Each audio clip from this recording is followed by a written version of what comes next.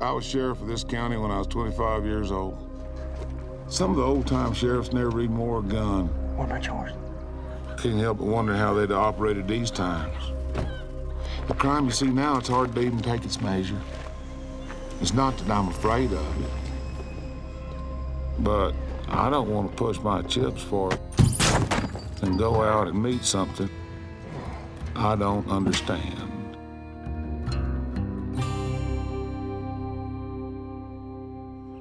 Be careful. Always am. Don't get hurt. Never do.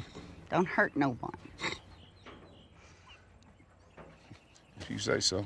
The movie is about a middle American small-town sheriff. It's about this character's perspective on time going by and aging and things changing, and that's no surprise given the title of the book.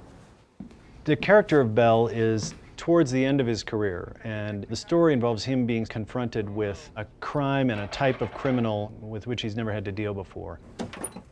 The book is set in 1980. It's not strictly speaking present day. It's just takes place just when the cross-border drug trade, Texas, Mexico is getting very brutal, and that's sort of an opportunity for reflection for the sheriff.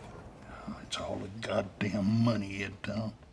Money and the drugs. It's just goddamn beyond everything. What's it mean? Sheriff Bell is sheriff of Terrell County in West Texas. It's very sparsely populated, not a wealthy place, a place where older traditions are more vital than they might be in Dallas County, for example. He has an older spirit. Hadn't seen a lot of change. The drug trade across the river and the violence that comes with it has introduced a new kind of criminal that's hard for him to understand. You think this boy Moss has got any notion of the sorts of sons of bitches that are hunting him?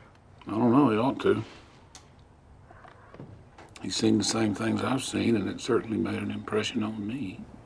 Tommy talks about what's going on and tries to figure out what's going on, but what's going on is kind of overwhelming. None of that explains your man, though. He's just a goddamn homicidal lunatic, Ed Tom. I'm not sure he's a lunatic. Yeah, well, what would you call him? Yeah, sometimes I think he's pretty much a ghost. What kind of criminal is Anton Sugar? He's a complete mystery. He uses an unusual weapon and seems to be an indiscriminate killer. That's about all that the Sheriff Bell learns from his tentative investigation. He doesn't learn a lot. He doesn't understand it. One of the issues that the novel and the movie is the way to understand this huge wave of violence. Sugar symbolized the violence, and what he does through the movie is to really go farther, one step farther with it. The character of Sugar is a little bit of a cipher. You're not really entirely sure what his motivations are, and he has a kind of a peculiar moral code of his own. You got no cause to hurt me. No, but I gave my word.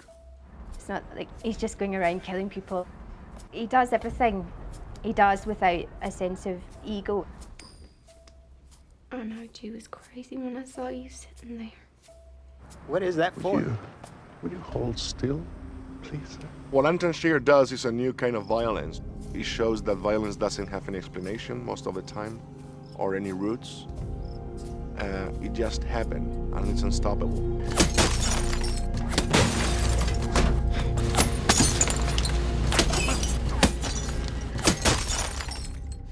What you got ain't nothing new. This country's hard on people.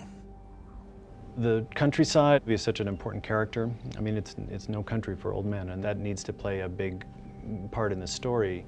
It's the incredible texture of the West, the evolution of what the West is supposed to mean, and all of the stuff that Bell goes through in trying to figure out this place in this vast country.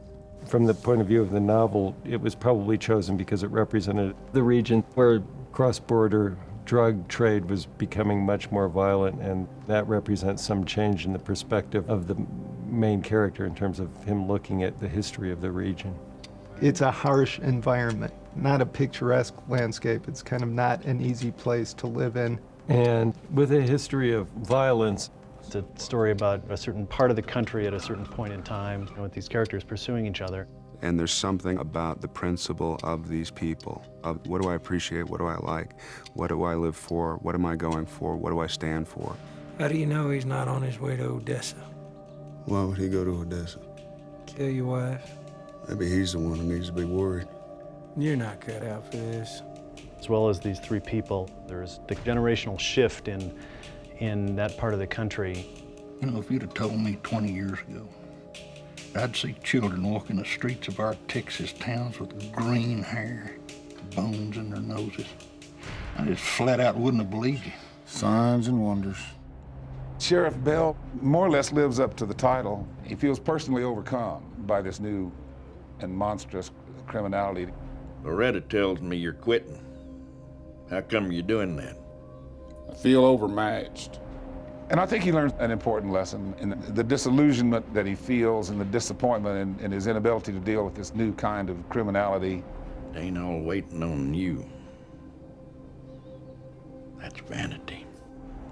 The universe does not actually revolve around any one individual, however tempted we might be to think that individual is me. You can't help but compare yourself against the old timers. You'd have to say, okay, I'll be part of this world.